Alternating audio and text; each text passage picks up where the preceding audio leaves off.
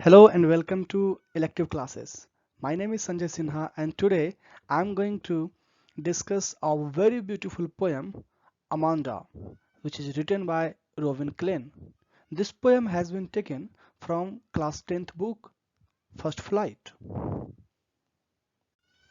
This poem is about a girl child who is moving from adolescence to adulthood and she is controlled by her mother. Her mother wants her to be a perfect child. But Amanda has a different thought. So let's discuss this in the poem. Let me first introduce you to the characters of this poem.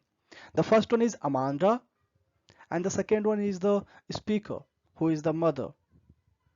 So Amanda is imaginative girl. She is always in the imagination. She desires peace and freedom.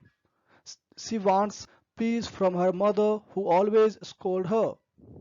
She desires freedom from her mother. She wants to live alone, and she is also of a rebellious nature. You can see that how badly she wants to become an orphan.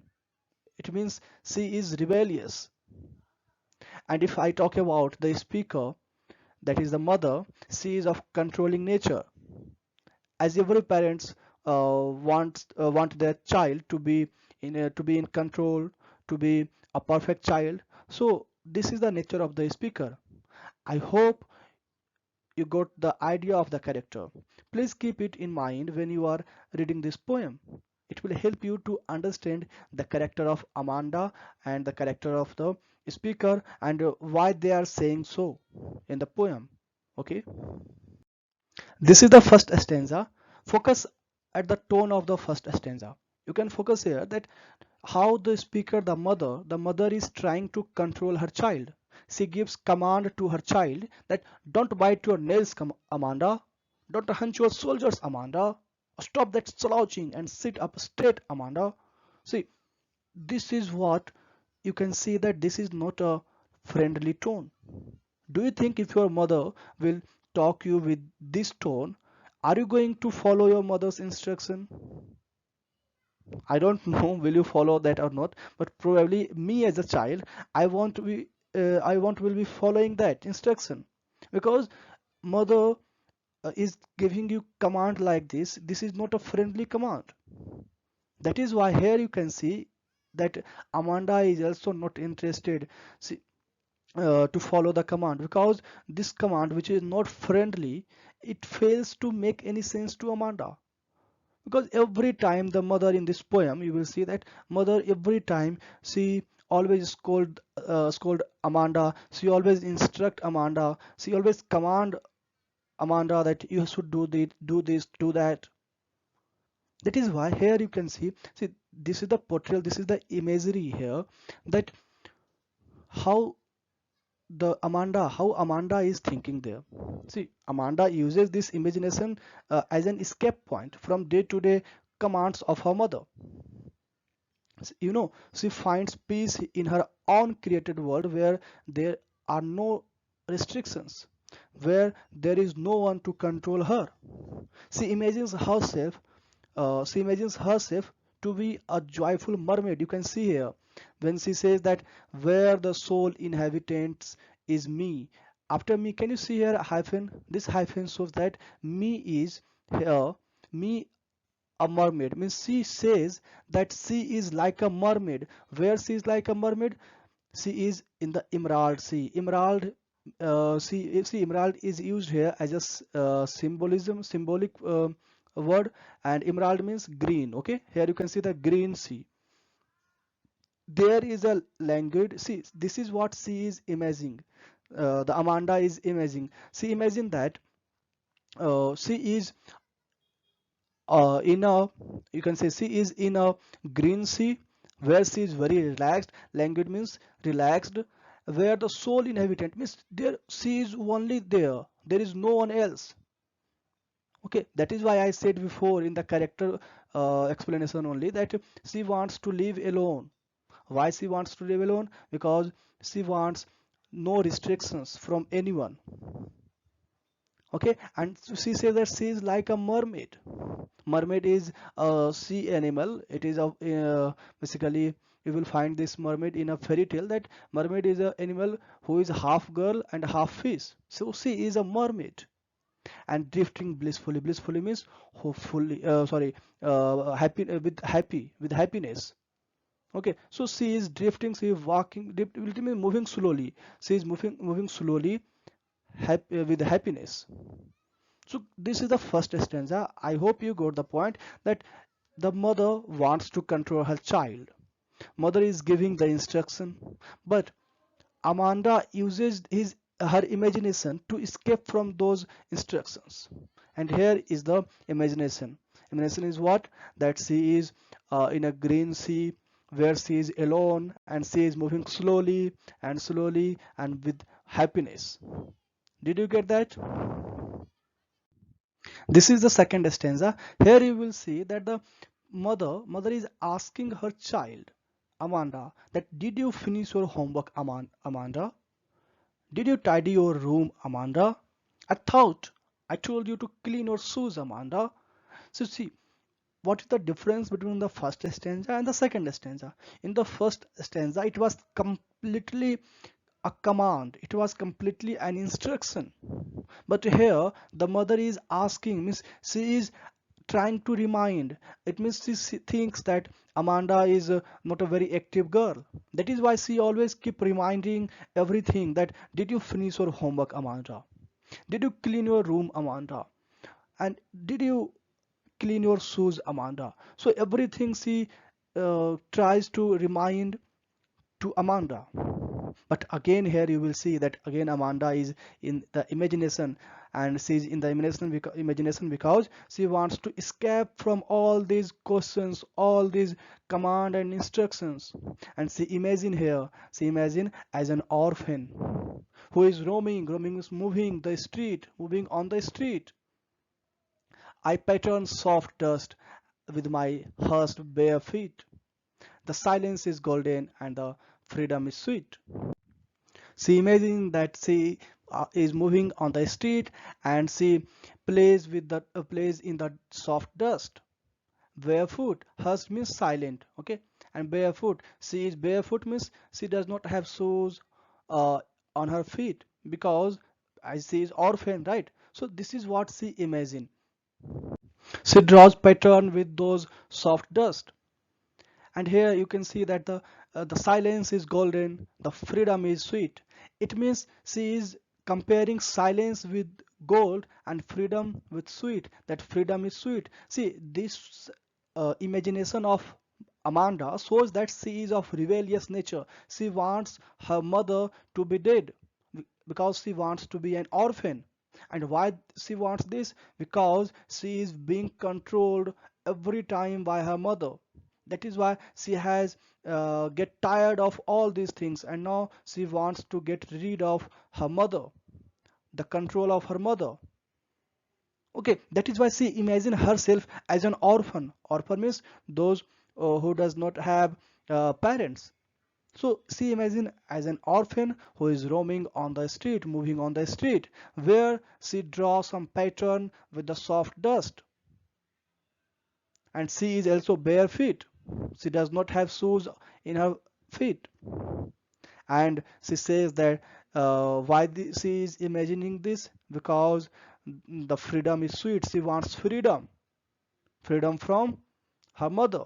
So I hope you got the idea of the second stanza, that in the second stanza the mother keep reminding her child Amanda about the works. But again Amanda uses her imagination to escape from those instructions. Okay, this is the third stanza of this poem.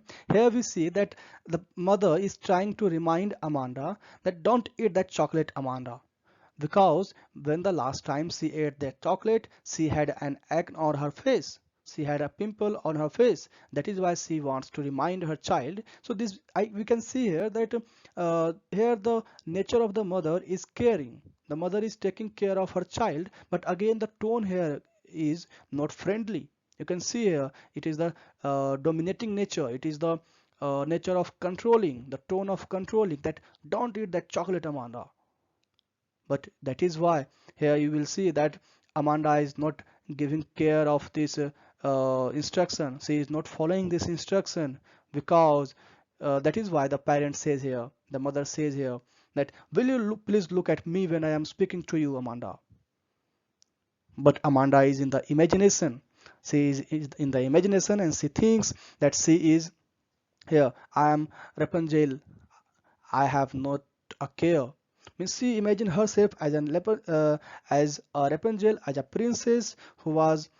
See, Rapunzel is a character of princess in a fairy tale. So she imagined herself as a princess, and she is in a tower.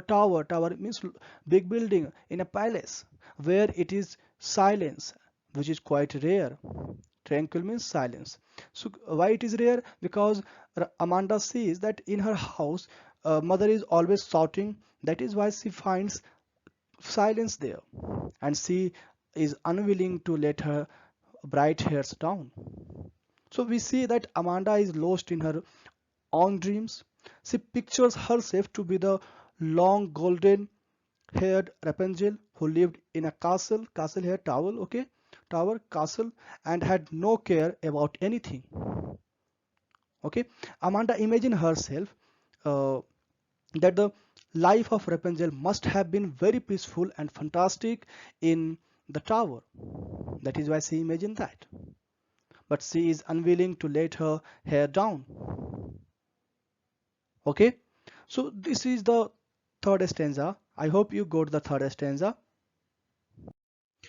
This is the last stanza. Here we see that again the parent is giving instruction that stop that sulking at once, Amanda. Here the sulking means to be silent and refuse to smile or be pleasant. Okay, so that is why here you can see that parents is trying to make her child Amanda smile. That is why she says, the parent says that, and the mother says that, stop that sulking at once, Amanda. You are always so moody. You are always so moody. Again, it means that you are always in a sad mood. It always seems like you are annoyed. You are not feeling well. That is why the here you will see that the mother is trying giving instruction to Amanda that you should look good. Anyone would think that I nagged at you, Amanda. So here the parents is worried. The parents is worried because she thinks that everyone, the society will think that the mother has scolded uh, her child. That is why the child is looking so dull, in a bad mood. She is annoyed. She is frustrated. Okay, so what we see here that the parents keep instructing Amanda on what to do and what not to do, but Amanda remains lost in her own dream. Okay. Yeah. Now, the parents believe that Amanda is not reacting because she is annoyed. Okay. And her behavior has made her parents look bad, and they get worried about their image. They are concerned about, here you can see in the last line that they are concerned about how society will perceive them if their child always remain in a full mood. Are you getting that? That what the society will think this that if the if Amanda will not make a happy face, then the society will judge her mother as a bad mom. So she is here. You can see that she is here uh, worried about the society. But throughout the poem, we have seen that the mother is trying to control her child. Maybe this one will be the aspect that she wanted her child to be a good, because society expect that a girl should be perfect. So maybe this, because of this, the mother always scold her child to, throughout the poem. So here the message that the poetess, that is Robin Klein, is trying to give, that mothers should not mothers should not ever scold her child because of the pressure of the society, because of the peer pressures. So this is the message given by the poet.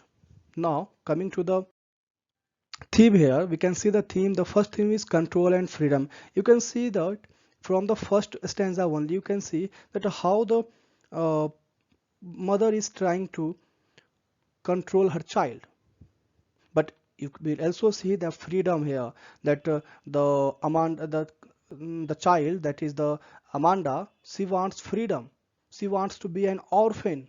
She wants to be a mermaid who is drifting slowly, drifting with happiness in the sea.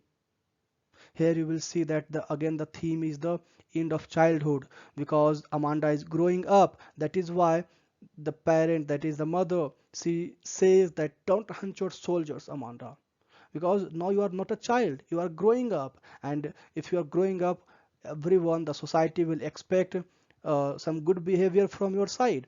That is why if you can see that the end of childhood is here. Don't bite your nails. This also shows that now you are not a child, you have grown up. Okay, so this is the theme of end of childhood. Now the next theme is expected behavior of young women. You can see that what behavior are expected from young women. It is expected that they do not hunch their soldiers, and they do not slouch and they sit up straight. This is what is expected from a young woman. It is also expected that they keep their room cleans, and they keep their shoes clean. It is also expected that they do not eat chocolate because it causes pimples on the face.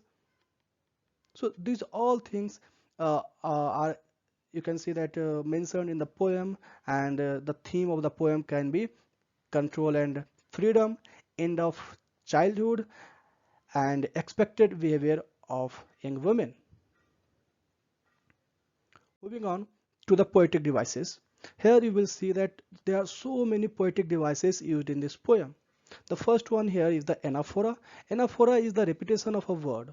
As you know that when a single word is repeated in consecutive lines, here you can see here that don't don't bite your nails and don't hunch.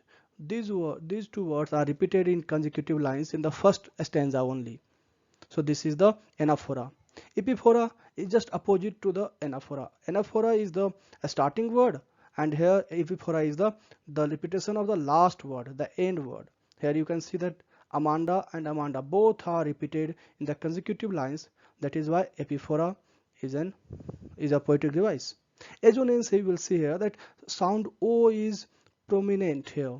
That don't hunch your soldiers. So you can see that O sound is prominent here, and assonance is a poetic device in which in which the vowel sound is prominent. Okay. Symbolism. Symbolism, we will say that how emerald is used as a symbolism to the green sea. Okay, green color of the sea. Okay, imagery. The poet has tried to give a visual description. And what visual descriptions the poet has tried to give?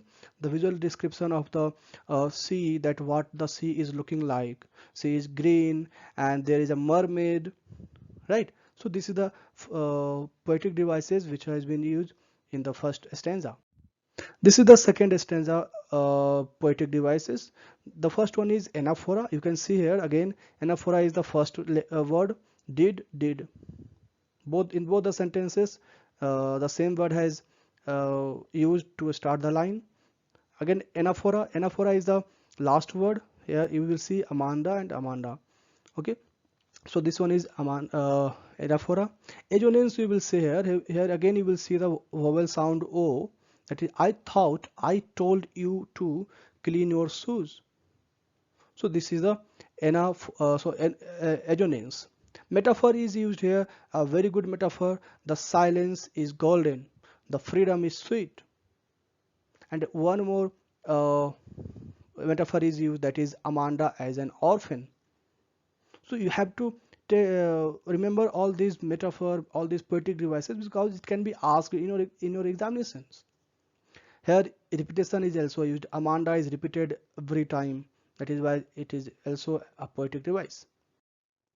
This one, here you will see that illusion. Illusion is when imaginary person or animal or species or thing uh, has been taken as a reference. Here you will see that here a character Rapunzel, it is taken as an illusion because uh, it is not in a real life princess. She was not a real life princess.